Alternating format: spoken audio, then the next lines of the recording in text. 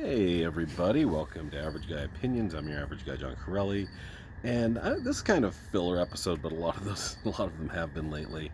Um, I wanted to talk about the '90s, and I think a lot of people my age maybe don't appreciate the '90s. I know I did.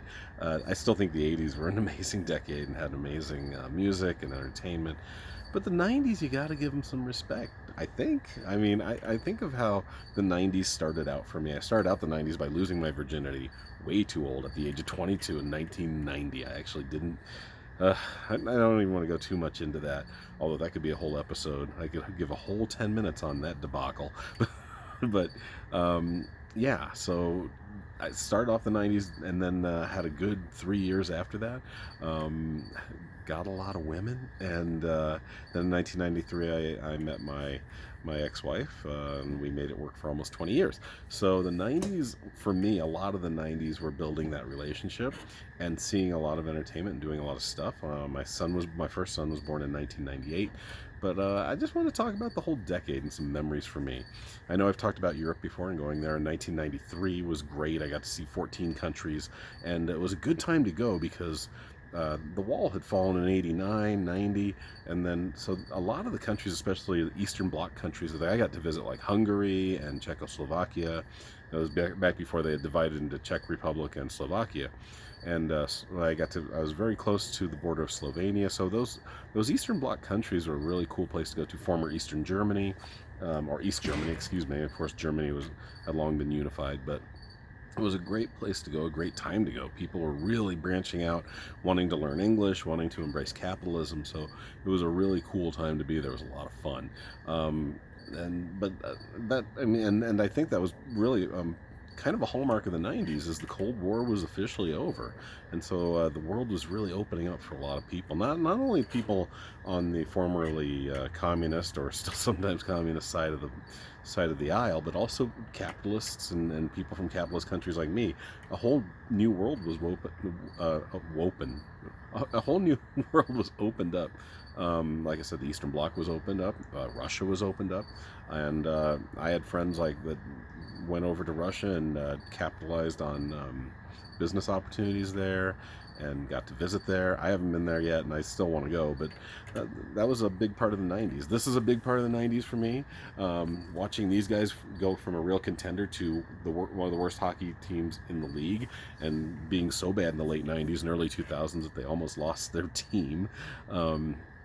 So yeah, that was part of the '90s, and I like to think about all the entertainment in the '90s, from all the rap, from Beastie Boys to Third Base to De La Soul, really good, fun rap bands making good music in the early '90s. Public Enemy too, to a lot of fun grunge. Pearl Jam. I mean, 10 is, I think, one of the best albums I honestly ever made.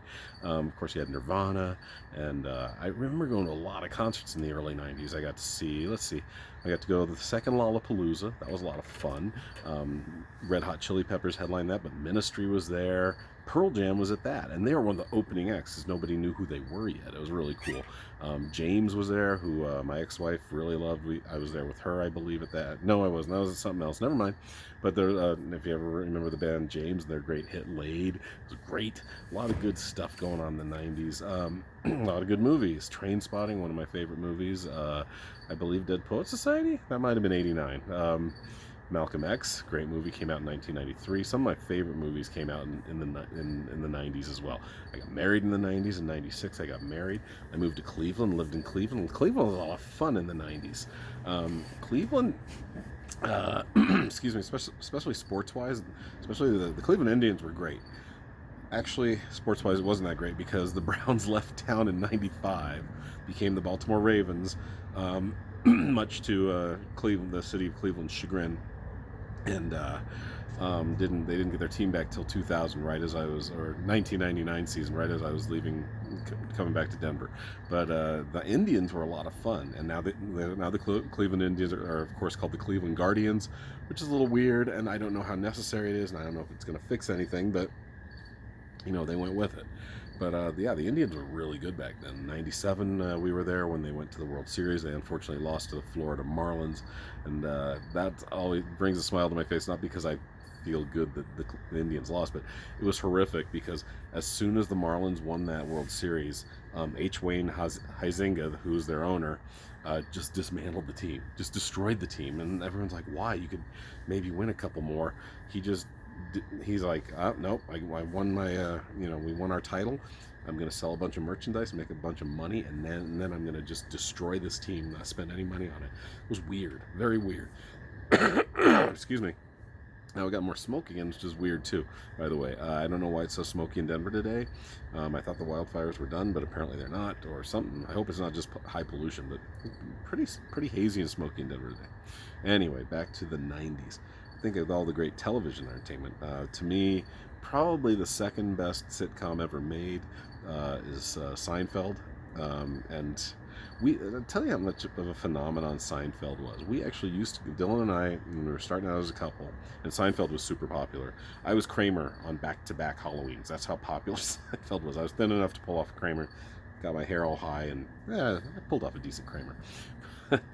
We actually had Seinfeld parties. We had another friends of Dylan's that were a couple named Matt and Stacy, and then we'd have some other people. We usually have 8 to 10 people there, and we would just sit and silently, mostly laugh, but still not interrupt, no talking. You get there early, have some wine, maybe some food, eat, drink. Seinfeld's on, shut the fuck up. This is a Seinfeld party. So that's how much of a phenomenon Seinfeld was. I don't think that'll ever come back.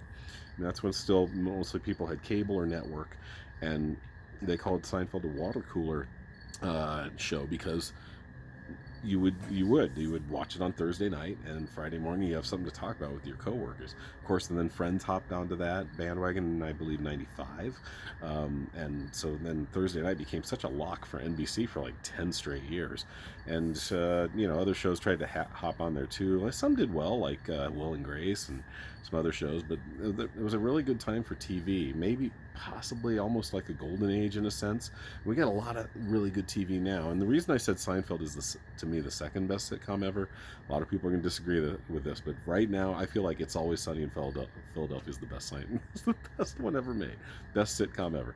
It's crass, it's horrible, and I love it. And it has a lot of similarities to Seinfeld. Like you've got basically, instead of 4 horrible people, like they said in Seinfeld, at the end you really don't think they're horrible. You think they're just average people and once in a while doing a bad thing, but then at the end, which a lot of people didn't like that.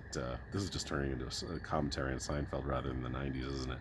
Anyway, let's try and talk about some other things besides some TV. Oh, the Broncos. How about the Denver Broncos? Now, the Denver Broncos won their back-to-back titles in the 97 and 98 seasons, so that was pretty awesome in the 90s. Of course, I was in Cleveland for it, so that wasn't fun for me, but, it was fun, but it wasn't as fun as it would have been if we were in Denver. What else happened in the 90s? My son was born. I guess I should mention that. I think I did it early, but that was a big deal. Dante was born in the 90s. He was born in Cleveland Clinic, and started his life for the first year and a half until in early 2000 we moved back to Denver. So that was a big deal. I think that's maybe the best way to end it. I don't know if I have to go 10 minutes on the 90s. I think I could, but a lot of it would be babbling. I did go to cool concerts, like I said. I went to Lollapalooza, went to some cool garage concerts, like went and saw the Soup Dragons with Dylan when we were dating, and we went to quite a few concerts. Went and saw James, who I mentioned earlier. This is actually, I can stretch it out to 10 minutes. You guys know that's what I do. I'm good at babbling. But we went and saw James, who was a British band, a lot of fun. And like I said, their one big song was Laid, and they were a really good band. But where was I going with this? Oh crap! Wow, I just blanked out. That's terrible. How embarrassing is that? This is a quick story though. Maybe I was headed towards this. Went and saw another band called the Soup Dragons, who you may or may not remember. Their one big song is "I'm free to do what I want any old time." Had to speed it up because I got 40 seconds left, and I just remember this very well.